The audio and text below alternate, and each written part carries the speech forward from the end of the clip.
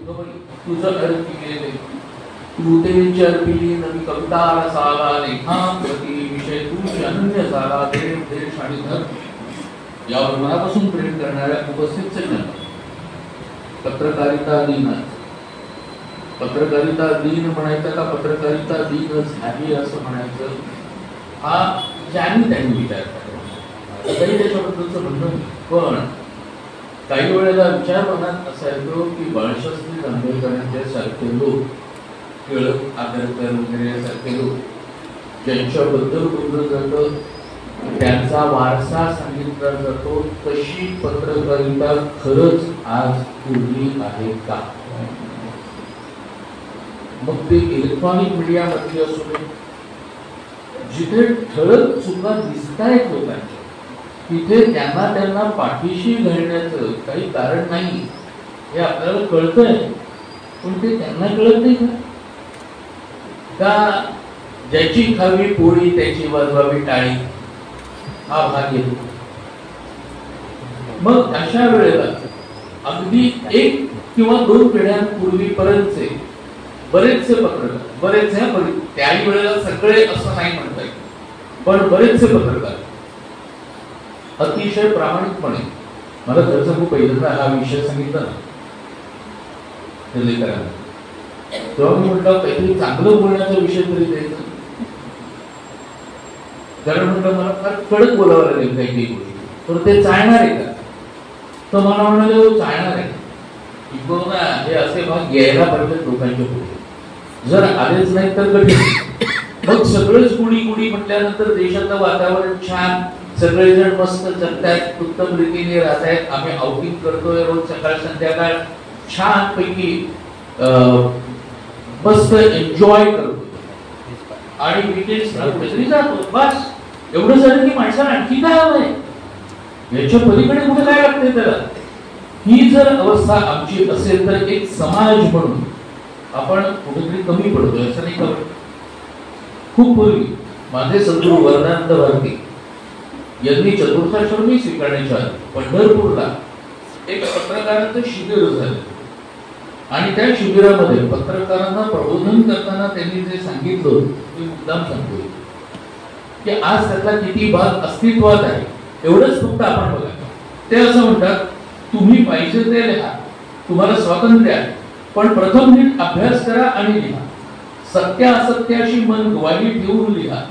कोणाच्या तरी हातचे बाहुले होऊन केवळ वेतनभोगी वृत्तीने लिहू नका. तुमच्यावर खूप मोठी जबाबदारी आहे ती सामाजिक स्वरूपाची. आपल्या लिहिण्याने कुणाचा बुद्धिभेद तरी होणार नाही याची काळजी घ्या. चांगल्याला चांगले आणि वाईटाला वाईट म्हणण्याची हिंमत ठेवा. सत्याचा अपलाप नको आणि अर्धसत्य लिहू नका. आज बहुतेक जणांच्याकडे हे यंत्र तर असतंच त्यामुळे याच्यावरती येणाऱ्या बातम्या कशा असतात फेसबुक किंवा तत्सम ठिकाणी फिरणाऱ्यांचं मथळा काहीतरी एक असतो आणि आतमध्ये बातमी काहीतरी बनतीच असते ना. मग मथळा असा सनसनाटी काहीतरी निर्माण करणारा असा का असावा? नेमकी बातमी कशाबद्दल आहे ती कळण्यासारखा मथळा का नसावा?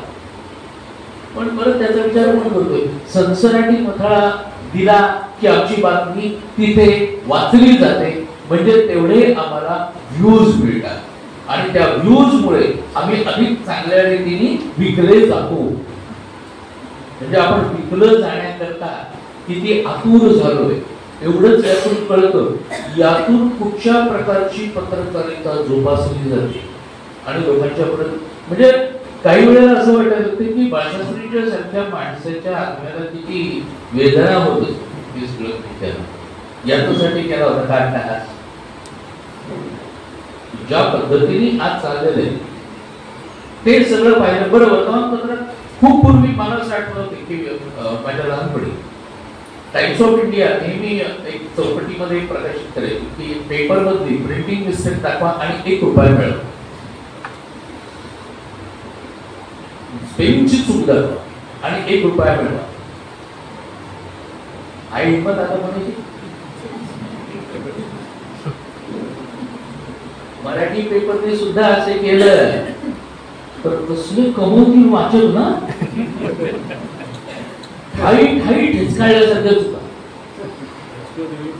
आणि मग हे सगळं पाहिल्यानंतर ज्या वेळेला म्हणजे मी केसरी आता वाचताना मला आश्चर्य वाटतं की त्यावेळेला तर तो हातातल्या खेळ्यांनी जुळवला जाईल केसरी, आणि तरी त्याच्यात मला चुका नाही दिसत.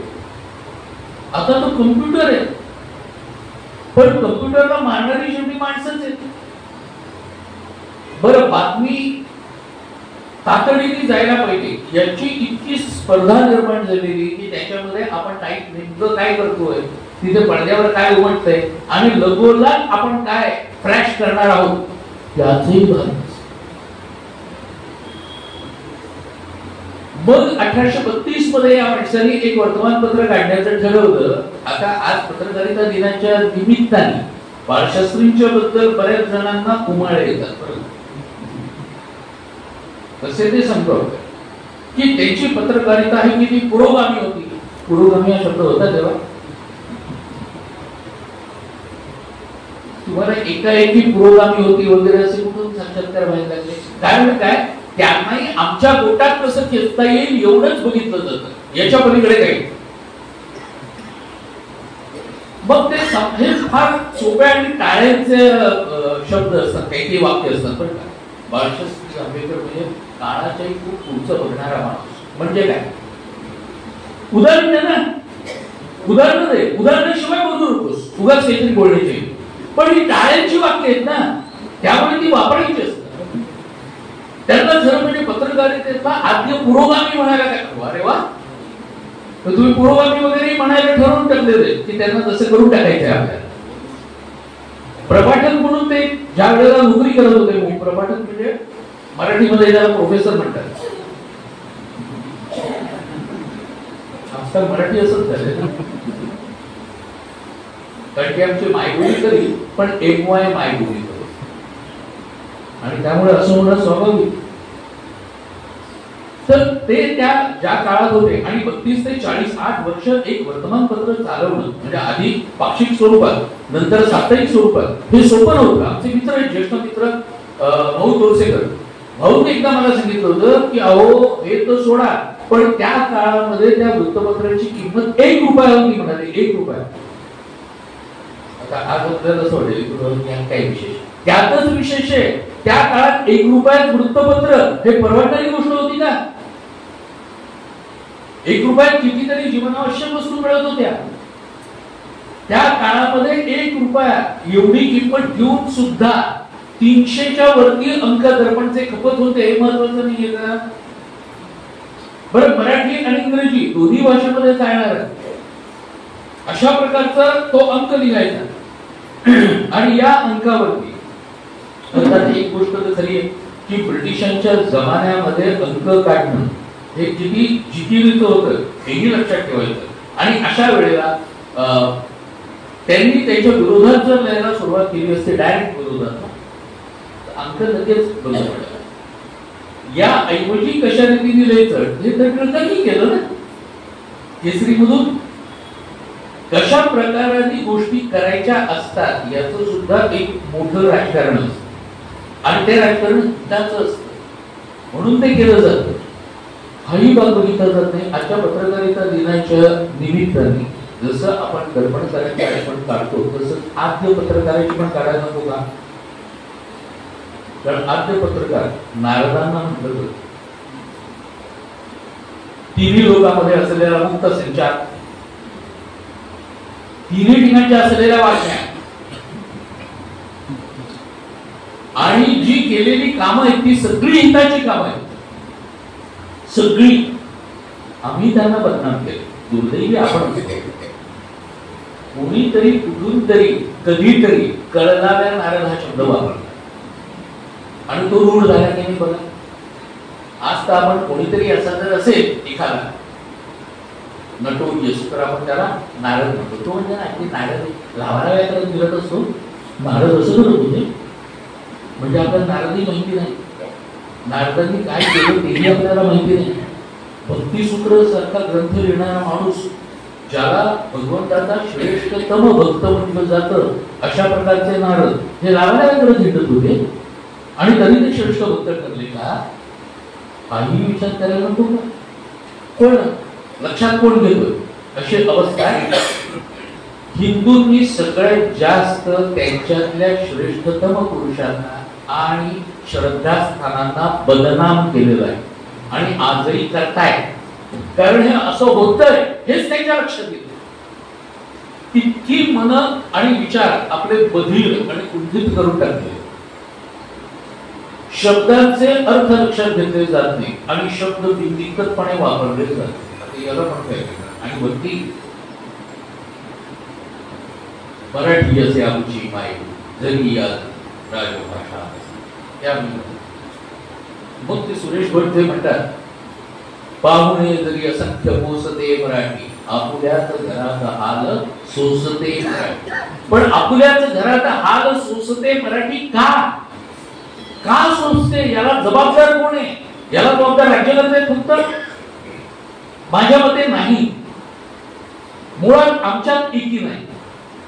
मुळात विचार करण्याची सगळी शक्यता आम्ही हरवून बसलोय. एक मोठ्या गोष्टींवरती जर आपण विचार केला तर आपल्याला कळेल की हे कसं कसं होत गेलं. बघा, ज्या वेळेला देश स्वातंत्र्य स्वराज्य ज्या वेळेला आपल्याला मिळालं 47 मध्ये, ज्या वेळेला देशाची फाळणी झाली, ब्रिटिशांना माहिती होतं की या देशाला राष्ट्र म्हणून एकत्रित ठेवणारे जे नेते होते ते नेते लाल, बाळ आणि पाल तिन्ही कुठच्या ठिकाणाहून आलेले? एक पंजाब, दुसरा महाराष्ट्र आणि तिसरा बंगाल. या 3 प्रांतातून जास्तीत जास्त राष्ट्रवादी लोक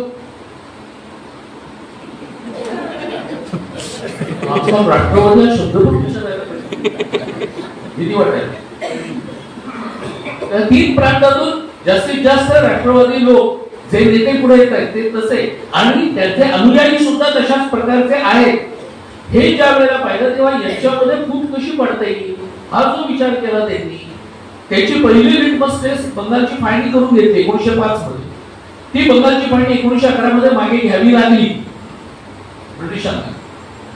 पण एवढं कळलं की फाळणी करता येते आणि मग तिच्याहून भयानक फाळणी 47 मध्ये झाली. ज्या फाळणीमध्ये पाकिस्तान वेगळा झाला, दोन्ही पूर्व पाकिस्तान, पश्चिम पाकिस्तान, आणि मग 71 मध्ये पूर्व पाकिस्तानचा आपणच बांगलादेश बनवला. एक नवीन देश जन्माला एवढं मोठं काम केलं नाही. आता उठून आपल्या कपड्यात नाचायला लागले.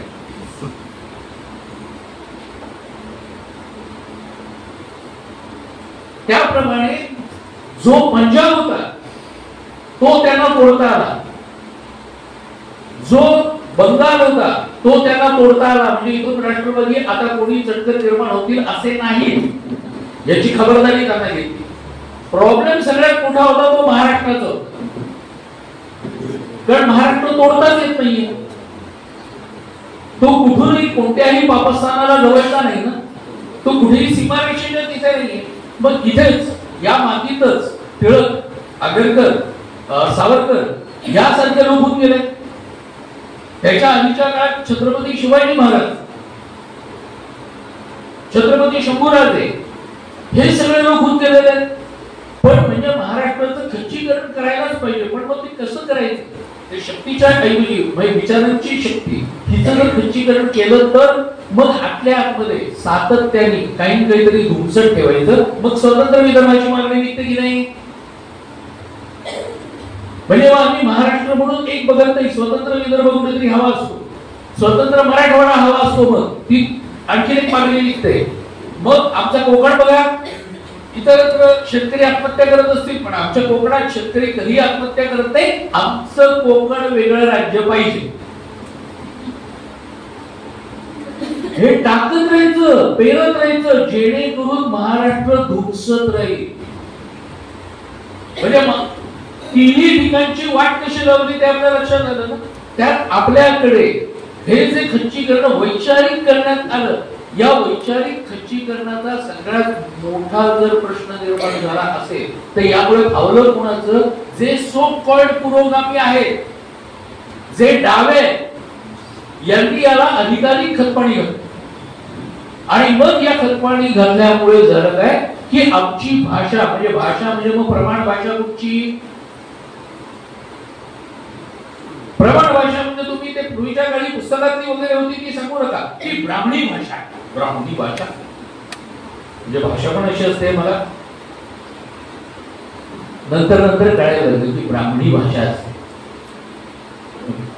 कोकणात मी चित्पावणी बोली ऐकली, कराड्याची वेगळी बोली असते त्याबद्दल ऐकले, पण ब्राह्मणी भाषा असं काही ऐकलंय आपण? तशी प्रत्येकाची वेगवेगळी आहे की हो. जातीगत बोली वेगळी होऊ शकते.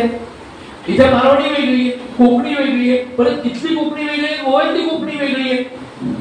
या सगळ्या असलेल्या मराठीच्याच बोली भाषा आहे. खानदेशमध्ये अहिराणी ती वेगळी आहे, मराठवाड्यामध्ये बोलली जाणारी वेगळी आहे, वैदर्भीय बोली आहे ती वेगळी आहे. पण या सगळ्यांना एकत्रित करून एक प्रमाण भाषा ठरवावी लागते ना. मग काय करून टाकलं? प्रमाण भाषा म्हणजे ब्राह्मणी भाषा. मग आम्हाला आमच्या भाषेत बोलता यायला पाहिजे आणि तीच भाषा योग्य म्हणायला करा मारामारे. याच्यातून तुम्ही काहीही साधणार नाही, ना तुमच्या राज्याचं ना तुमच्या देशाचं. या हाणामारे आमच्याकडे लावून दिले आणि त्याच्यातून आम्ही बाहेर यायलाच तयार नाही, ही अवस्था झाली. नंतर शब्दांच्या बद्दल सुद्धा प्रत्येक भाषेतले जे शब्द आहेत त्यांना त्यांचा काही अर्थ आहे ना. हा अर्थ लक्षात घ्यायला नको का? मेंदू कसा गंजवला जातो त्याचं मुद्दाम उदाहरण सांगतो. कितीही अमृतातेही पैजा जिंकली असली माझी मराठी, तरी सुद्धा आमची बुद्धी कशी गंजवली जाते. किंबहुना सातत्याने एखादी खोटी गोष्ट ज्या वेळेला बोलली जाते सातत्याने, त्या वेळेला आपल्याला तेच बरोबर वाटायला. त्याचं उत्तम उदाहरण म्हणजे बऱ्याच वेळेला जे कोणी सुरुवात करून देणारे असतात सूत्रसंचालक वगैरे, ते सूत्रसंचालक बोलताना आदरणीय व्यासपीठ म्हणतात. म्हणजे काय असतं विचार केला कधी? हे शब्द बोलायचे म्हणून बोलायचे असतात. व्यासपीठाला काही अर्थ आहे ना. बरं एवढं करून आदर्श व्यासपीठ म्हणायचं असेल तर आणि समोर ठेवलेल्या खुर्च्यांनो असं म्हणायला पाहिजे की नाही? तर ते चालतं बरोबर. पण मुळात याला व्यासपीठ म्हणतच नाही. त्याचं काय करायचं? ज्या ठिकाणी बसून प्रवचनकार प्रवचन देतो त्याला आणि फक्त त्यालाच व्यासपीठ म्हटलं जातं. व्यासपीठ अहो व्यासांचं पीठ. व्यासांचं आसन आहे ज्याच्यावर बसून बोलणाऱ्याच्या मुखातून प्रत्यक्ष व्यास बोलतायत अशी ऐकणाऱ्याची भावना असते, त्याला व्यासपीठ म्हणतात. नारदाची गादी आपल्याला माहिती आहे, कीर्तनकार ज्याच्यावर वरून कीर्तन करतो त्याला नारदाची गादी म्हणतात. कोणी असं म्हणते का त्याला नारदाची गादी याची आता झोपूया? म्हणजे नारदाच्या गादीला काही एक अर्थ आहे. त्याच पद्धतीने व्यासपीठ या शब्दाला अर्थ आहे. आपण व्यासपीठ हा शब्द किती खालच्या दर्जाचा करून टाकलाय ना. जसं पंडित हा शब्द केलाय, पंडित या शब्दाचा अर्थ काय? अतिशय हुशार, अनेक शास्त्रांचा अभ्यास केलेला, त्याला पंडित म्हटलं जातं. आणि आम्ही मुंबईकर, आमच्याकडे भेळ बनवणारा उत्तर भारतीय असतो, त्यामुळे आम्ही त्याला पंडित पंडित तो भेळ बना, पंडिताचं नाव आहे तो. पण पंडित या शब्दाचं अवमूल्यन करून टाकलं की नाही आम्ही सहज. आम्हाला असं वाटतं भेळ बनवणाऱ्याला पंडितच म्हणतात, कारण पंडित या शब्दाचा अर्थ मराठी ही आमची मायबोली असून आम्हाला माहिती नाही. याला काय करणार होतो आपण?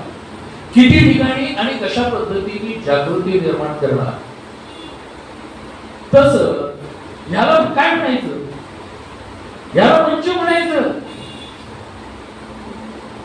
गाण्याचा कार्यक्रम असला तरी मंच, व्याख्यान होणार असलं व्याख्याता बोलणार आहे तरी त्याला मंचच म्हटलं जातं, राजकारणी लोक बोलणार असेल तरी त्याला मंचच म्हटलं जातं, आणि जर इथे नाटक सादर होणार असेल तर त्याला रंगमंच म्हणतात. पण व्यासपीठ नाही. बरं, हे एकदा विदर्भामध्ये एका ठिकाणी गेलो. तिथे मी बोलता बोलता हे सांगितलं आणि नेमकं 2च महिन्यांनी तिथे गाडीची पाळी आणि सूत्रसंचालक तोच होता. त्यांनी तर लक्षात ठेवलं होतं. त्यांनी सांगितलं, आता आम्ही डॉक्टर शेवड्यांना मंचकावर येण्याचं आव्हान.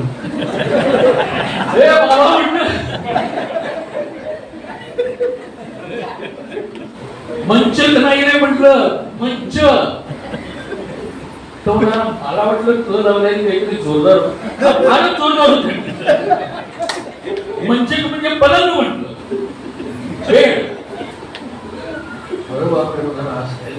म्हणून म्हटलं नाही, आपली अक्कल चालू तेवढं लक्षात ठेवायचं होतं तर मंचच लक्षात ठेव, त्याच्या पलीकडे काही ठेवायचं. तर अशी काही वेळेला उभं येतं. पण अनेक ठिकाणी या गोष्टी घेतल्याही जातात. मला खूप बरं वाटतं की असं ज्या वेळेला काही ऐकलं जातं आणि घेतलं जातं त्या. अन्यथा अशा कितीतरी गोष्टी आहेत. आता मोबाईलवरून आपण कोणाला फोन लावणार असलो तर ती हिंदी ट्यून वाजते बघा, तो कोणत्या तरी कामामध्ये व्यस्त आहे म्हणून. आपणही मराठीत सांगतो कोणाला, नाही मी जरा कामात व्यस्त होते किंवा व्यस्त होतो. व्यस्त असता म्हटलं, तुमच्याकडे व्यस्त असता?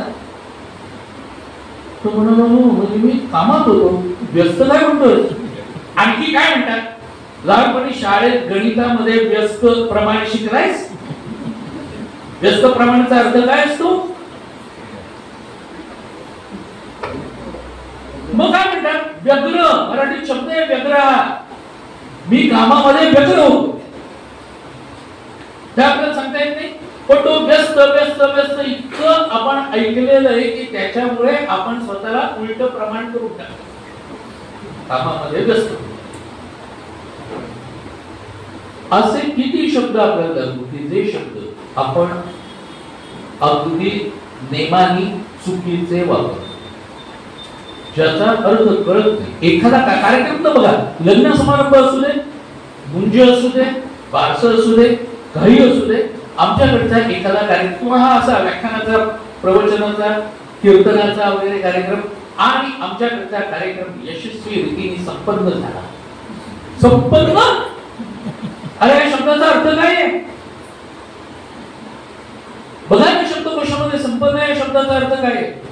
संपन्न या शब्दाचा अर्थ सांपत्तिक स्थितीने उत्तम असणं, याला संपन्न म्हणतात. कार्यक्रम संपन्न झाला म्हणजे काय? म्हणजे थोडक्यात म्हणायचं असतं कार्यक्रम पार पडला. पण पार पडला कसं म्हणायचं? काहीतरी दिसतं. मग काय म्हणायचं? संपन्न झाला. अरे कुठेतरी शब्द आपण कुठेतरी वापरतोय. संपन्न नाही, पार पडला. मग मला सांगा, आज अभिजात दर्जा वगैरे त्यात आनंद व्यक्त करून तो दर्जा मिळाला म्हणजे काय? त्यामुळे काय फरक पडणार आहे समाजात? काही वेळेला असं होतं, आता गेल्या वेळेचा किस्सा अनुभव सुद्धा रत्नागिरीत सावरकरांच्या वतीमध्ये व्याख्यान झाल्यानंतर दुसऱ्या दिवशी इथल्याच एका वर्तमानपत्राने भली मोठी बातमी दिली. भली अगदी फोटो सहित मोठी बातमी लावली. त्याच्यामध्ये फक्त एवढंच म्हटलेलं होतं की सावरकरांनी अंदमानामध्ये बोटीतून उडी मारून समुद्र कसा पोहायचा हा पराक्रम केल्याचं वर्णन शेवड्याची फार बहारीने केलं.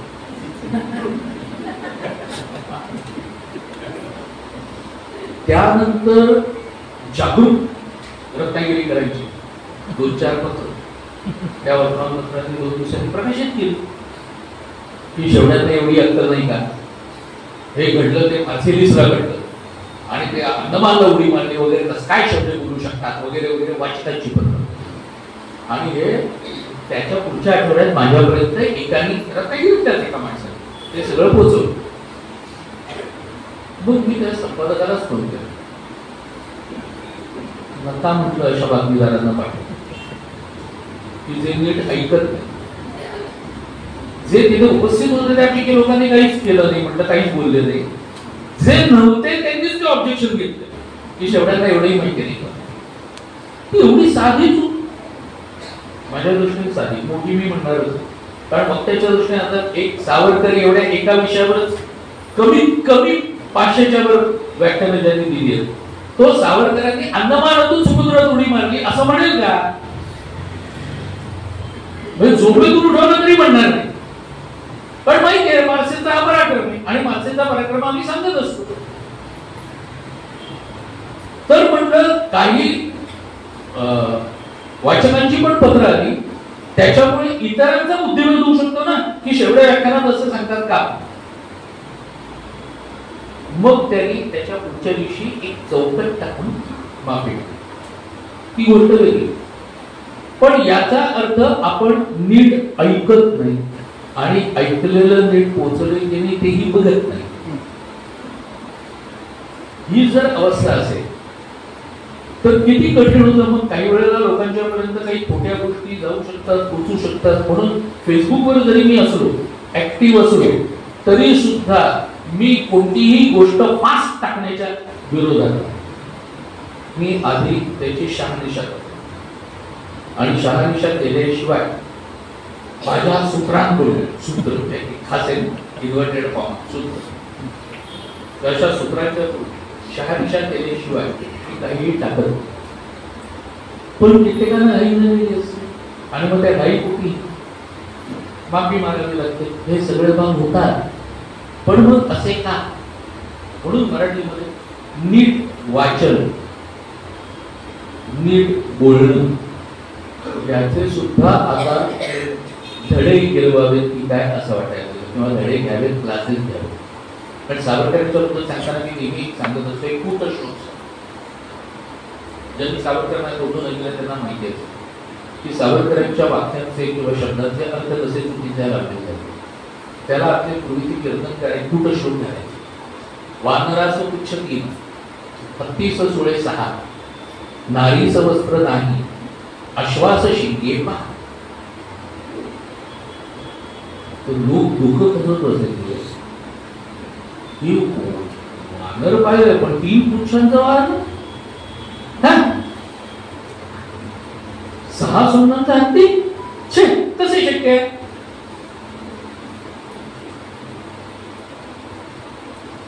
सहा सोळ्यांचा कसे शक्य आहे? आणि नारीचं वस्त्र नाही म्हणजे खूपच. आणि अश्वाला घोड्याला शिंग, हे कसं शक्य आहे? पण कीर्तनकारांनी जर तो श्लोक घातलेला असला तर मग काहीतरी माया ब्रह्म वगैरे असं काहीतरी असेल असं वाटतं लोकांना, स्वाभाविक. कारण आपण कीर्तन ऐकायला गेलेलो असतो, त्यामुळे असं काहीतरी असेल म्हणून लोक खजव मोठ्याशिवाय काही पडत नाही.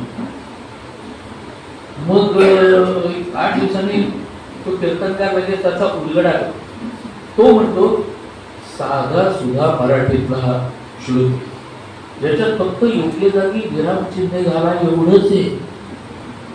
वानराचं पुच्छ एकच असतं ना, वानराचं पुच्छ पूर्ण विराम, 3 हत्तीस सुळे 6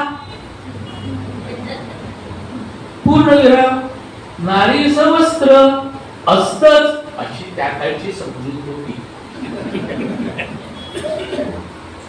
पूर्ण विराम नाही, अश्वास शिंगे स्वल्प विराम 5 उद्गारवाचक चिन्ह. सांगताना कसं सांगितलं गेलं? वानराचं पुच्छ 3, हत्तीस सुळे 6, नारीचं वस्त्र नाही, अश्वास शिंगे 5.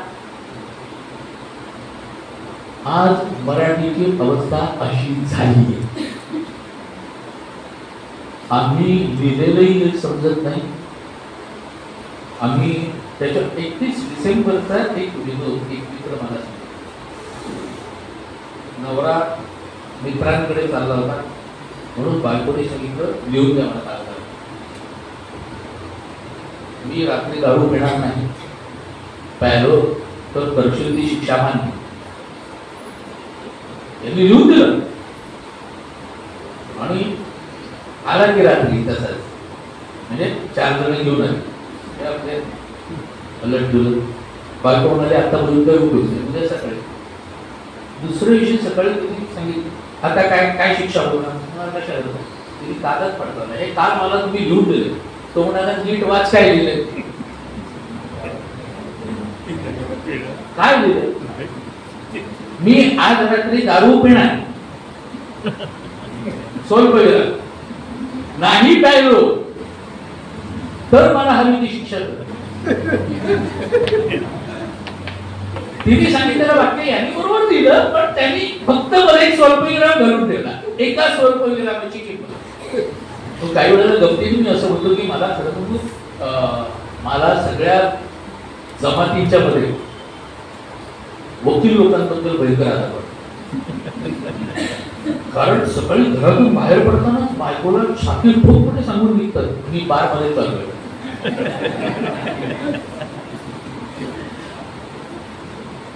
अर्थात पण नाही तर आणखी कोणीतरी मला वकील लोक काय दारू प्यायला जातात का, त्याला बार या शब्दाचा अर्थच माहिती, त्याचा दुसरा अर्थ काय असतो. ही जर अवस्था असेल की मराठीमध्ये, मराठी आहे ना आमची मायबोली आहे, अभिजात भाषा देखील, तुमच्या माझ्या जीवनामध्ये फरक काय पडला. आपल्या देशामध्ये पहिली अभिजात भाषा, पहिला अभिजात भाषेचा दर्जा दिला गेला तमिळ भाषेला. का? कारण त्यावेळेला निवडणुका होत्या, त्यामुळे दिला गेला. थोडक्यात एखादी भाषा अभिजात करणं याच्याकरता निवडणुका लागतात. पण मग बाकीच्यांना दिला गेला याच्यामध्ये संस्कृत चुकून झाली अभिजात, संस्कृत चुकून झाली अभिजात. संस्कृत काय संबंध, निवडणुका आल्या गेल्या संस्कृत विचारते कोण. ही अवस्था संस्कृत पण अभिजात दर्जा मिळाले. दक्षिणेकडच्या भाषांना अभिजात हा दर्जा आधीच मिळाला, आधीच मिळाला. तुम्ही बघा काढून त्या त्या वेळच्या निवडणुकांच्या वेळी त्यांना मिळाले. आणि आता बंगाली, पाली, प्राकृत, मराठी यांना मिळाला. तो मी केव्हा मिळाला काढून नॉर्म्स काय की ती भाषा 1,500 ते 2,500 वर्ष जुनी हवी.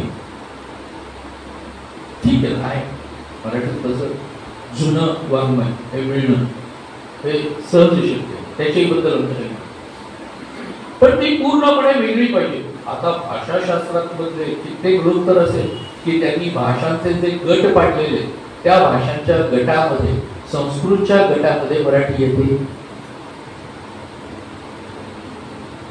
बंगाली येते, दक्षिणेकडच्या सगळ्या भाषा आहेत. कारण दक्षिणेकडच्या सगळ्या भाषांमध्ये विपुल प्रमाणात संस्कृत शब्द आहेत. जर तसे असतील तर ज्याने त्यांनी विचार करायचा. भाषाशास्त्रज्ञ काय सांगतात ते मी सांगतो, माझ्याकडचं काहीही सांगत नाही. त्यामुळे एवढं करूनही माझं म्हणणं की ठीक आहे, तुम्हाला अभिजात म्हणायचंय, अभिजात म्हणा. अभिजात भाषेचा दर्जा दिल्यामुळे झालं काय, नवीन कुंपणं खाण्याची उघडी झाली. याच्या पलीकडे काही नाही. तुमच्या माझ्या जीवनात काही फरक पडणार नाही. देशामधल्या 450 कॉलेजेसमध्ये मराठी शिकण्याचा, शिकवण्याचा मार्ग मोकळा झाला. त्यांनी त्यांनी मराठी घेतलं तर, पण त्याचा मार्ग मोकळा झाला.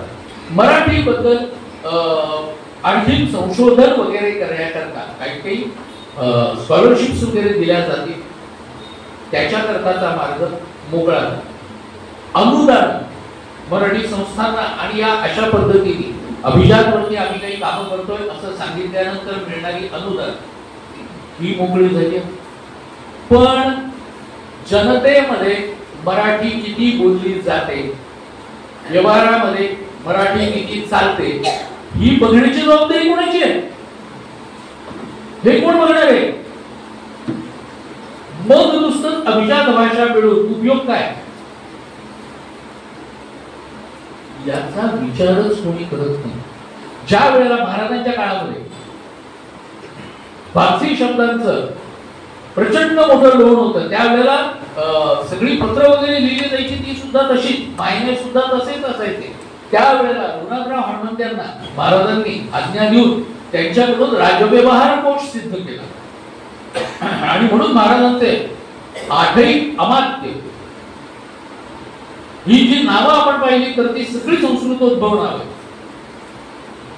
म्हणजे आपली भाषा, आपल्या भाषेबद्दलचा आदर या एका कारणात शिवाजी महाराजांनी राज्य व्यवहार कोश सिद्ध केले. संस्कृत आणि मराठीची लिपी एकच आहे ना, लिपी एकच आहे, देवनागरी.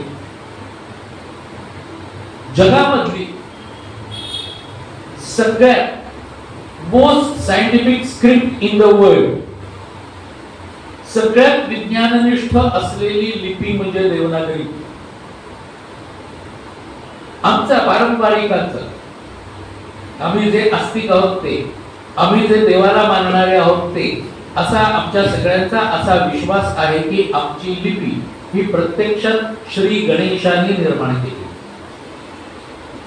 आणि त्याचा पुरावा गणेशाने स्वतःचं नावच त्याच्यामध्ये सोडलेलं लिपीमध्ये. कारण अख्ख्या वर्णलिपीमध्ये आपल्याला स्वतंत्र काना असलेले अक्षर तीनच दिसतात, ग न श, एवढे तीनच स्वतंत्र काना असलेले अक्षर, बाकीचे अक्षर नाही. त्यामुळे श्री गणेशाने ही लिपी शोधून काढली. या लिपीचं महत्व आहे. कारण काय गंमत आहे बघा, एकीकडे आम्ही तोंडाने सतत सायंटिफिक सायंटिफिक सायंटिफिक याचा जप करत असतो आणि दुसरीकडे मोस्ट अनसायंटिफिक असलेल्या स्क्रिप्ट कडे आम्ही धावतो. मोस्ट अनसायंटिफिक की जिच्या A to Z या 26 अक्षरांमधून वोवेल्स म्हणजे स्वर A, E, I, O, U हे मधून काढावे लागतात, वेचून काढावे लागतात. आमच्याकडे स्वरांचा गटच वेगळा, अ आई यू ए आई ओ, स्वरांचा गट वेगळा. आमच्याकडे व्यंजन अशा प्रकाराने घेतलेली की त्या व्यंजनाच्या गटाचं प्रत्येक आद्याक्षर जरी घेतलं तरी सुद्धा घशातून काहीतरी बाहेर टाकतोय असं होतं. क च ट त प, क ख ग घ ङ, फक्त घशातून आवाज येतो. च छ ज झ ञ, जिभेचा मागचा भाग हा टाळूच्या मागच्या भागाला लागतो. च छ ज झ ञ, त थ द ध न, जिभेचं टोक दाताच्या आतल्या बाजूला लागतो. ट ठ ड ढ ण, जिभेचं टोक बरोबर मध्ये लागतं. आणि प फ ब भ म, फक्त ओठ एकमेकावर आपटतात. प फ ब भ म. मला सांगा इतकी सायंटिफिक भाषा जगामध्ये कुठे आहे? इतकी सायंटिफिक लिपी जगामध्ये कुठे आहे? मार्केटिंग करायला कमी पडतो खरंच. आम्ही तर मूर्ख आहोतच मार्केटिंगच्या बाबतीत. जग फिरायला लागलो आपण की आपल्याला कळतं की आपण मार्केटिंगच्या बाबतीत किती मागे आहोत. सकाळी आमचं बोलणं चालू तेव्हा मी उदाहरण दिलं की फ्रान्स मध्ये जेव्हा मी होतो त्यावेळेला फ्रान्स मधलं द लूव्र हे जे म्युझियम आहे हे खूप मोठं म्युझियम, 4-5 दिवस तरी लागतात फिरायला. मी अक्षरशः धावत धावत फिरून बघितलं. त्यात उत्सुकता कसली होती तर मोनालिसाची. म्हणून मोनालिसा बघायला गेलो आणि बघितला डोक्यावर हात मारला. ही मोनालिसा, हिच्यापेक्षा कितीतरी अप्रतिम चित्र आमच्याकडे राजा रविवर्मेची आहेत. मार्केटिंग कुठे करतोय आम्ही?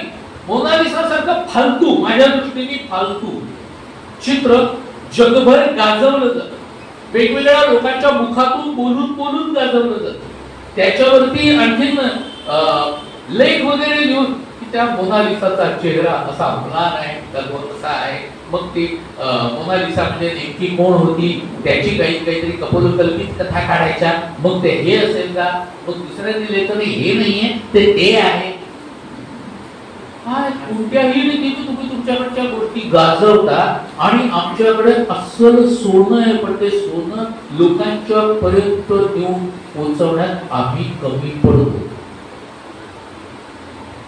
जर ही आपली अवस्था असेल, त्यामुळे मी म्हणतो नेहमी की ब्रिटिश गेले पण गुलामी इथेच ठेवून गेले. आजही त्यांच्या भाषेचे गुलाम किती पक्के बनतोय बघा.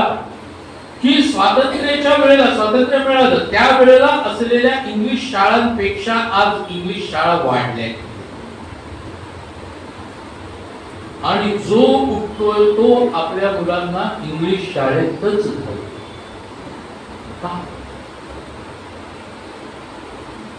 आपली भाषा मरणारी अशा गोष्टींमुळे त्याची जाणीव नाही आम्हाला. ब्राझील वरती पोर्तुगीजांनी राज्य केलं बराच काळ. हे राज्य करताना ब्राझीलमध्ये जवळपास 1008 भाषा बोलल्या जायच्या. 1008 ना, कारण तेवढ्या जमाती होत्या. त्या जमातींच्या त्या भाषा होत्या. या भाषा बोलल्या जायच्या. ख्रिस्ती लोकांनी म्हणजे पोर्तुगीजांनी जसं इथे इन्क्विजिशन वगैरे केलं गेलं गोव्यामध्ये, त्याच पद्धतीत तिथल्या जमातीच्या जमाती नष्ट केल्या. आज ब्राझीलमध्ये या जुन्या जमातींच्या पैकी जे 100च्या आसपास जमाती होत्या, त्यातल्या कित्येक जमाती स्वतःची मूळ भाषा विसरले. मगाशी जो स्वित्झर्लंडचा उल्लेख झाला, त्या माउंट इटलीसला आम्ही वरती जाताना माझ्या समोर ब्राझील मधली 3-4 मुलं बसली. म्हणून मी त्यांच्याशी बोलत होतो, संवाद साधायचा प्रयत्न करतो. तेव्हा मला कळलं की त्यांना इंग्रजी तर येतच नाही, पण त्यांना पुर्तगाली शिवाय कुठलीही भाषा येते. त्याला म्हटलं, अरे तुम्ही ब्राझीलच्या, तुमच्या देशाची भाषा असेल ना कुठे तरी, तो म्हणाला नाही भाषा, कारण आमच्यावर ते राज्य करू म्हणजे देश स्वतःची भाषा विसरला. आता तिथे उत्खननं चालली आहेत. कबरीमधून भाषा वर काढणं आणि तिला राष्ट्रभाषा करणं हे जगामध्ये फक्त एकाच देशाने केलं. तो देश म्हणजे इस्रायल, ज्यांनी हिब्रू सारखी अक्षरशः काढली गेलेली भाषा होती, ती भाषा वर काढली आणि त्यातून आपल्या लोकांना शिकवलं आणि आज तीच भाषा त्यांच्याकडे बोलली जाते. उद्या मराठी खरंच मी फार नाही, अजून एक 5-10 पिढ्यात मारणार एवढं लक्षात, तर त्याला जबाबदार आपण असणार आहोत. या त्या कुठेतरी हे आमच्या लक्षात घेता येईल का? आणि लक्षात आलं तर याची कुठेतरी जबाबदारी तरी आपण घेणार आहोत का? आमच्या मुलांना आज संतांच्या शब्दांचे अर्थ कळत नाही. हे अर्थ कसे कळतील? मग या भाषेचा जो गोडवा आहे, अमृताहुनी गोड नाम तुझे देवा, हा नामदेवाचा जो अभंग आहे, परवा कोणाकरता म्हटला गेला विधिमंडळात, तो भाग वेगळा ना, राजकीय भाग त्या नाही. पण हा जो नामदेवाचा अभंग आहे, त्यात अमृताहुनी गोड म्हणजे काय हा जो भाग आहे, आणि खरंच परमेश्वराचा नाम अमृत आपण गोड संतांना का वाटतो? हा भाव पोचणार आहे भाव. कारण कॉन्व्हेंट मध्ये जाण्याचा दर शुक्रवारी साम्स तर म्हणाव्या, म्हणजे आमच्या मुलांना साम्स येतील पण शुभंकरोती येणार नाही, कारण पर्वचा हा भागच बद्ध झाला. मला जेव्हा एका अवधीत की माझ्या मुलाला रामरक्षा शिकव, कशी शिकव, म्हणाले मी काय तुम्हाला रामरक्षा येते की नाही? म्हटलं मला येते. तर म्हणाले शिकवल्याशिवाय येते का? म्हटलं हो, शिकवल्याशिवायच येते. कसं शक्य आहे? म्हटलं कारण न कळत्या वयापासून संध्याकाळी देवाजवळ दिवा लावताना आई मोठ्यांदा रामरक्षा म्हणायची, ती कानावर पडून पडून पाठ झाली, त्यामुळे आपोआप येते. तुमच्या मुलाला रामरक्षा यावी असं वाटत असेल तर तुम्ही मोठ्यांदा म्हणायला सुरुवात करा, तर ती त्याला येईल, अन्यथा नाही येणार. एवढा वेळ कुठे असतो आम्हाला? वेळ सगळ्यात मोठा प्रॉब्लेम आहे की आम्हाला वेळ, आम्हाला रात्री सिरियल बघायला वेळ असतो, त्या सासवा सुनांची भांडणं बघायला वेळ असतो, पण आम्हाला मुलांना 4 गोष्टी सांगायच्या आम्हाला वेळ नाही. इतकंच नाही, काही पालक मला असे म्हटले की ज्यांनी सांगितलं की आमच्या मुलाला मराठी येत नाही, गौरवाने सांगताय फक्त तू इंग्रजीच वाच किंवा इंग्रजीच बोल. म्हटलं तुम्हाला झालं ना. आपली मातृभाषा येत नाही हे आपण सांगू शकतो. हे विदारक सत्य आहे, पण हे आज दिसतंय सगळीकडे. एक लक्षात घ्या, मी मराठी असल्यामुळे मी मराठीबद्दल बोलतो, पण थोड्या फार रीतीने सगळ्या भाषकांची हीच अवस्था झालेली आहे आज. सगळ्या भाषकांची, कारण तेही आपापल्या मुलांना इंग्रजी माध्यमातच घालतायत. एक सर्वेक्षण असं सांगतं की जगामध्ये सगळ्यात जास्त बोलली जाणारी भाषा कोणती आहे माहिती आहे आपल्याला? चीनी, मँडरिन. ही जगात सगळ्यात जास्त बोलली जाणारी पहिल्या क्रमांकावर असलेली भाषा. जगात सगळ्यात जास्त बोलली जाणारी दुसऱ्या क्रमांकावरची भाषा आहे हिंदी. आणि जगात सगळ्यात जास्त बोलली जाणारी तिसऱ्या क्रमांकावरची भाषा आहे इंग्रजी. का? कारण भारताची 140 कोटी त्याच्यामध्ये पिळवलेत म्हणून. कारण भारतात 140 कोटी लोक बोलतायत म्हटल्यानंतर त्या सगळ्यांना इंग्रजी येतात असं गृहीत धरू. एवढी संख्या ती जर 140 कोटी काढून टाकली ना तर इंग्रजीचा नंबर कुठच्या कुठं जाईल. बंगालीचा क्रमांक आहे 13वा आणि अमृतातेही पैजाली असं म्हणणाऱ्या माझ्या माय मराठीचा नंबर आहे 15वा. अजून तरी 15वा आहे. उद्या कुठे जाईल माहिती नाही. अनेक संतांनी रचना केल्या. संतांच्या ज्या रचना आहेत त्या सुंदर रचना, सुबक रचना आपल्याला अन्य कोणत्या भाषेत मिळणार का म्हणा. बरं, संतांच्या रचना सोडावं. मी काही वेळेला तर असं की नुसतं बालकवींची कविता म्हणायला लागलो, डोळे बदलू. श्रावण मासी हर्ष मानसी हिरवळ दाटे चोहीकडे, क्षणात येते सरसर शिरवे, क्षणात विरोधी ऊन पडे, वरती बघता इंद्रधनुचा गोप दुहेरी विणलासे, मग्गल तोरण काय पाहिले तहो मंटपी कुणी भासे, झाला सा सूर्यास्त वाटतो सांग आहा तोगडे, तरुण शिखरांवर तुझ घरांवर पिवळे पिवळे ऊन पडे. मला सगळं डोळे बंद करून जर ही श्रावण मासाची कविता म्हणायला लागलो तर आपल्या डोळ्यासमोर मूर्तिमंत श्रावण मास उभा राहतो की नाही.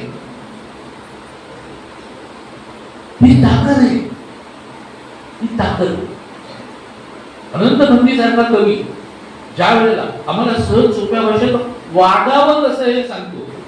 विकट वाट वरी वाट नसावी, धोपट मार्गा सोडू नको, संसारामध्ये ऐस आपुला उगाच भटकत फिरू नको, कलसालस पण धरून खालस खोट्या बोला बोलू नको, अंगी नम्रता सदा असावी राग कुणावर धरू नको, नास्तिकपणात शोधी जनाचा बोल आपणा घेऊ नको, भली भलाई तर काही पण अधर्म मार्गी शिरू नको, माय बापावर रुसू नको, दूर एकला बसू नको, व्यवहारामध्ये फसू नको, कधी रिकामा असू नको, परी उलाढाली भरभर त्या पोटासाठी करू नको. खूप मोठा आहे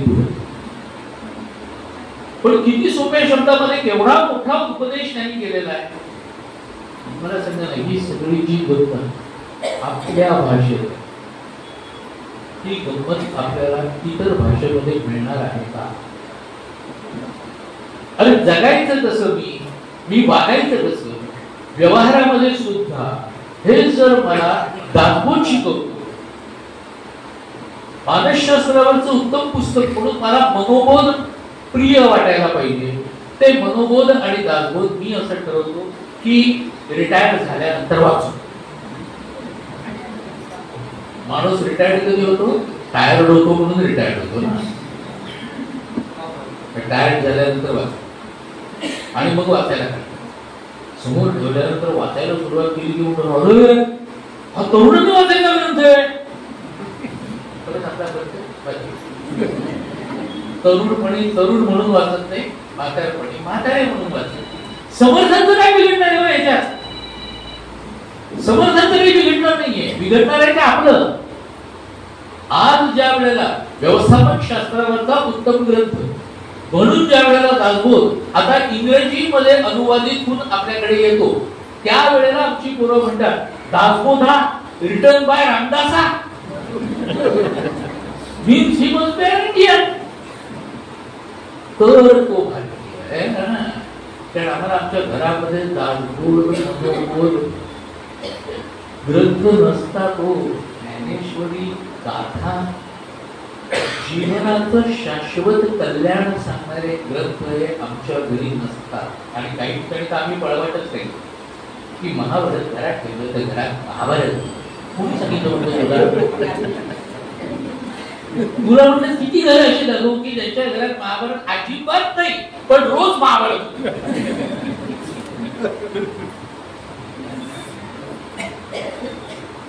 बरं एवढं करून सुद्धा ते मध्यंतरी डीएनए एकत्र फिरत होतं ना सगळीकडे. त्यांचा आणि आपला डीएनए एकत्र असं कोणीतरी म्हटलं होतं. ते सगळीकडे फिरत होतं. त्यातल्या एकाने मला सांगितलं ते मी त्याला तुला माहिती ना म्हटलं तुम्हाला काय कौरव आणि पांडवांचा पण डीएनए एकच होता.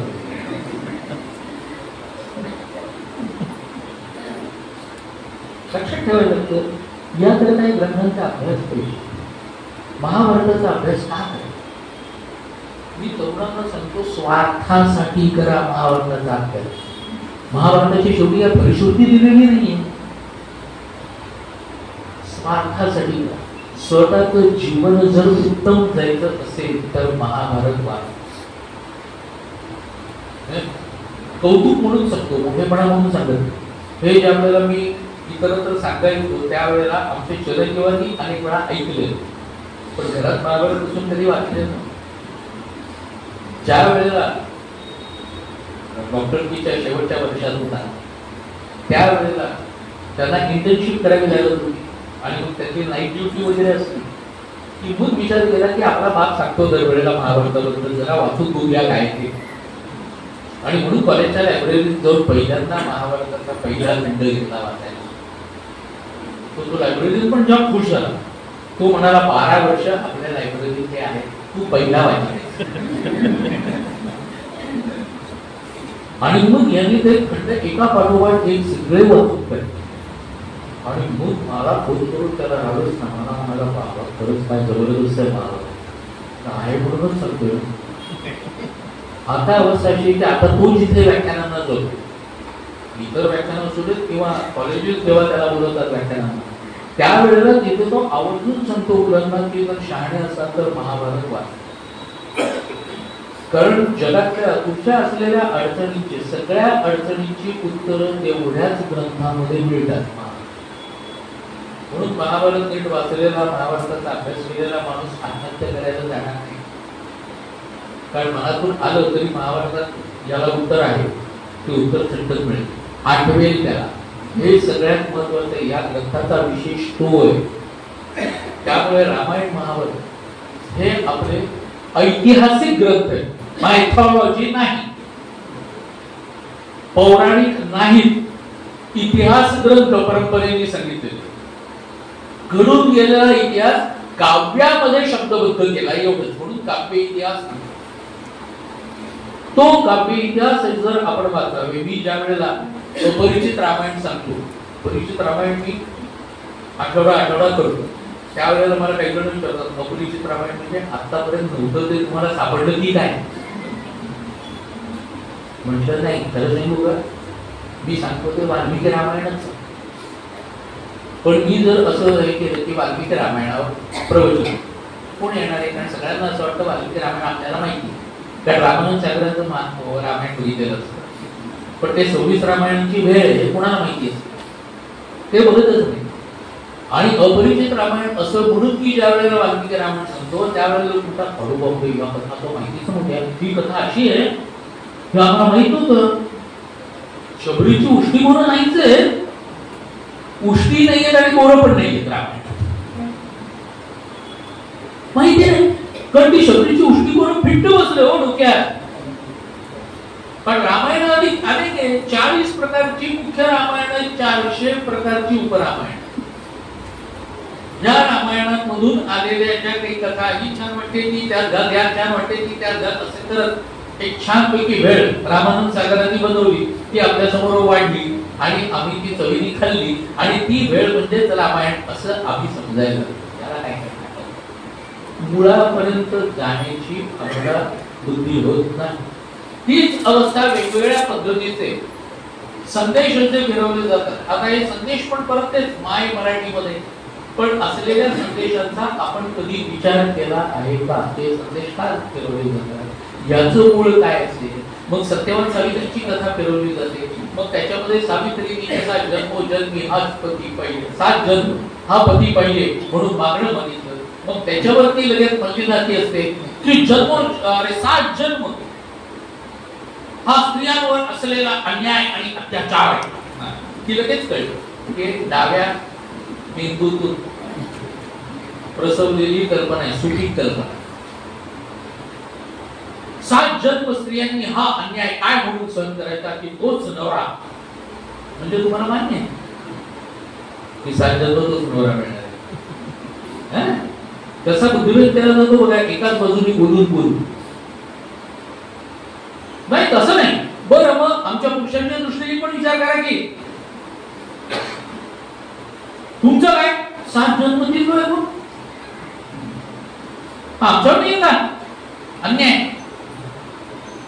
मग तोंड बंद होतात. आपण काहीतरी बोलतोय कारण म्हटलं तुम्हाला मूळ कथाच माहिती आणि आरडाओरडा करतात. मूळ कथेमध्ये त्या सावित्रीनी सत्यवाना करता जन्मोजन्मी हाच पती हवा म्हणून मागणं. तुम्ही 7 जन्म कुठे आहात? तिने तर जन्मोजन्मी मागितलं. जन्मोजन्मी हाच पती हवा म्हणजे तिचं असलेला प्रेमाचा अत्युच्च आविष्कार आहे. तिला सर्वसामान्य माणसाला माहितीये की आपण जन्मोजन्मी असे कधी भेटू शकत नाही, तर कोण कधी जाणार आहे माहितीये. प्रत्येक जण रिटर्न तिकीट घेऊन आलेला आहे, पण त्या तिकिटावर तारीख आहे का? नाहीये. म्हणजे कोण आधी जाणार आहे, नवरा आधी जाणार आहे, बायको आधी जाणार आहे माहिती नाही. गेल्यानंतर लगेच आपल्या परंपरेनुसार पुनर्जन्म आहे ना तिला किंवा त्याला, पुढचा जन्म मिळालेला आणि मग हा किंवा ही उरलेले जो कोणी आहे तो जेव्हा जाईल तेव्हा त्याला पुढचा जन्म मिळेल, ती गोष्ट वेगळी. मग हे मिळतील कसे एकमेकांना? कसे? याचाच अर्थ सर्वसामान्य माणसाला कळतो की हा सावित्रीचा प्रेमाचा अत्युच्च आविष्कार आहे की हाच पती मला जन्मोजन्मी मिळो, ही कामना करणं म्हणजे तसंच होतं असं नाही. हे आम्हाला कळतं, सर्वसामान्य हिंदूला कळतं, पण पुरोगामींना कळत नाही. पण त्यांना ते शब्दांवरच जायचं आणि त्यांना आपला बुद्धिभेद करायचा आणि आम्ही बुद्धिभेद करून घ्यायला टपलेलो. आणि मग मला सांगा की आज जर इंग्रजी मीडियम मध्ये आम्ही मुलांना घालत असू तर प्रत्येक भाषेमध्ये असलेले अलंकार हे त्या त्या भाषेचे अलंकारच असतात ना. त्या अलंकारात कळतात मुलांना. म्हणजे एखादी गोष्ट मी जर उपरोधाने लिहिली फेसबुकवर सुद्धा तर मला कोणीतरी म्हणतं काय सर तुम्ही असं लिहिलं, म्हटलं तो उपरोध आहे. उपरोध व्हॉट इज दॅट? म्हणजे आम्हाला उपरोध कळत नाही, आम्हाला उपहास कळत नाही, आम्हाला साहित्यामधले वेगवेगळे अलंकार कळत नाही. आधीच तुमच्याकडे असलेल्या वृत्तबद्ध कविता याच्यावरती पूर्णपणे काट मारण्यात आलेली आहे. वृत्तबद्ध कविता हे आम्हाला मंजूर नसलेलं प्रकरण आहे. कविता ही नेहमी मुक्त असते, तिला असं छंदोबद्ध वृत्तबद्ध वगैरे करणं हे मुळात चुकीचं आहे. हे आमच्या डोक्यात भरवलं गेलंय आणि मग अशाच कविता, कारण काय एका ठराविक वयात कविता होतात ना, प्रत्येकाला कविता असाव्यात तर कशा प्रकारच्या असाव्यात. म्हणजे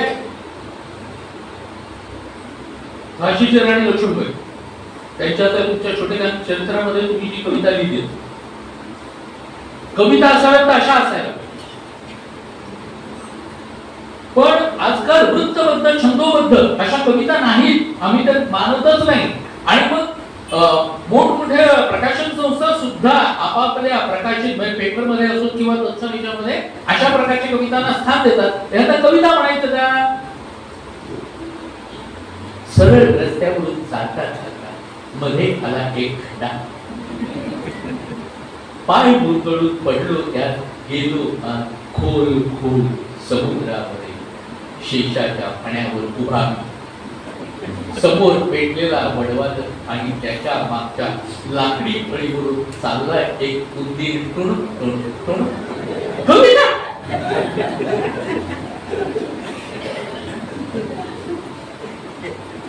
आणि मग त्याला विचारलं की या कवितेचा अर्थ काय? कवितेचा अर्थ विचारायचा. त्या वेळेला जे भावलं हे ऐकल्यानंतर तिने एक त्याच्या कानपणात तो म्हणाला हे काय? तो म्हणाला हे ऐकल्यावर मला जे भावलं. याला कविता म्हणतात का? अवस्था अशी आहे की पहिल्यांदा सारे नियम तोड दो, नियम पे चलना छोड़ दो, असं करत तुम्हाला काव्य हे मुक्त आहे म्हणून सांगितलं नाही. वाक्यम रसात्मकम काव्यम, काव्याची परिभाषा आहे वाक्यम रसात्मकम काव्य. ज्या वाक्यामध्ये रसाचा परिपोष होतो म्हणजे ज्याच्यात गेयता सुद्धा आहे त्याला काव्य असं म्हणतात. वाचे बरवे कवित्व, कवित्वी रसिकत्व हे माऊली म्हणताय. आणि त्या रसिकत्वाला सुद्धा तो परमात्म्याचा स्पर्श झालेला हा अधिक महत्वाचा ते सांगताय. हो, इतकी भाषा माझी समृद्ध असताना जर माझ्या भाषेबद्दल माझ्याच पुढच्या पिढ्यांना कळलं नाही आणि मग काव्याचा सुद्धा हा भाग किती सुंदर आहे. मग संतांनी केलेलं मला तरी अवधान येते वेळ दिले, मग सर्व सुखाते पात्र होईचे असं म्हणणारी माऊली एकदा तरी तिथे लक्ष द्यावे हे अर्जवत आहे म्हणून त्यांना माऊली म्हणतात. आणि या उलट भले तरी देऊ नेसूची रंगोटी नाठाळाचे वडिलांच्या सारखी उभी करायची. तुकाराम महाराज बोलणं देवद्रोही तुके कुत्ते मागोनी घालावे परते देवनास पावती फत्ते यदाती संशय हो नाही. समर्थांची भाषा बापासाठी म्हणजे एकाच वेळेला संतांची आपल्याला मातेसाठी वत्सलता असलेली भाषा, दुसरीकडे टीकासाठी पोटात वत्सलता आहेच पण वर दाखवायला असलेला कठीणपणा. किती किती आपल्या भाषेचे वैशिष्ट्य आहे. ही वैशिष्ट्य जगापर्यंत पोहोचवायची का आम्हाला आमच्या भाषेबद्दलचा जो काही कुठेपणाची पोरगी आहे ही समजून घेणारी आपली शेवटची पिढी ठरावी याचा प्रत्येकाने विचार करायला पाहिजे. मग एखादी भाषा वाढण्याकरता त्या भाषेची पुस्तकं लागतात घरात. पूर्वी शिक्षक नावाच्या जमातीकडे पुस्तकं असायची. आता त्यांच्या घरी पुस्तकं मिळणं कठीण. मी अनेक शिक्षकांच्या घरी गेलो तेव्हा पुस्तकं. अलीकडच्या काळात शिक्षकांच्या घरात पुस्तकं हा भाग दुर्मिळ झाला. सातत्याने काही वाचायला लागतंय आपल्याला वगैरे उरलं नाही. बुद्धिभेद करणारे भाग येतातच. मी आता ज्या वेळेला मी 15 पुस्तकांच्या संपादनाचं काम करतो. रसात प्रकाशनची पुस्तकं पडतात. थीम काय येते की महाभारतातल्या 15 व्यक्तिरेखा आणि त्या 15 व्यक्तिरेखांवरती 15 लेखक निवडले आणि त्यांना एक एक व्यक्तिरेखा दिली. पण अट एकच आहे की व्यासांच्या मनात जे आहे त्या व्यक्तिरेखेबद्दल तेच लिहायचं, तुमच्या डोक्यातलं नाही. कर्ण खूप खूप चांगला होता. बरं तुला वाटतं ना व्यासांनी तो 4 खलनायकांपैकी एक खलनायक म्हणून म्हटलेला आहे त्यामुळे तो तसाच लिहायला पाहिजे. जे व्यासांनी म्हणते त्याला उगाच तुमच्या विटा लावू नका. व्यासांच्या टायमाला तुमच्या विटा लावू नका ना. त्यामुळे जे व्यासांनी लिहिले तेच प्रत्येक म्हणजे कोणत्याही माणसाला त्याच्या व्यतिरिक्तचा अभ्यास प्रत्यक्ष महाभारतात काय म्हटलंय व्यासांनी तोच त्याचा यश ठरवलं त्या पुस्तकात. त्याची ती पुस्तकं प्रकाशितही झाली. तर या सगळ्याचं काम आता करतोय ते या कारणाकरता करतो की लोकांच्या समोर मूळ यायला. तसं मराठी भाषेकरता माझ्या भाषेकरता मी काय करू शकतो याचा प्रत्येकाने जर विचार केला आपल्याकडून खालीचा हा जरी आपण उचलायचा प्रयत्न केला तरी खूप काही होईल. तर सांगू, हा विषय घेताना हा विषय मी पहिल्यांदा म्हणतोय, कारण यांनी मला सुचवलं की अशा विषयावरती बोलायचं. म्हटलं आजपर्यंत बोललो नाही, कारण कधी योगच आला. पण नवीन नवीन विषय घ्यायला मला आवडतं.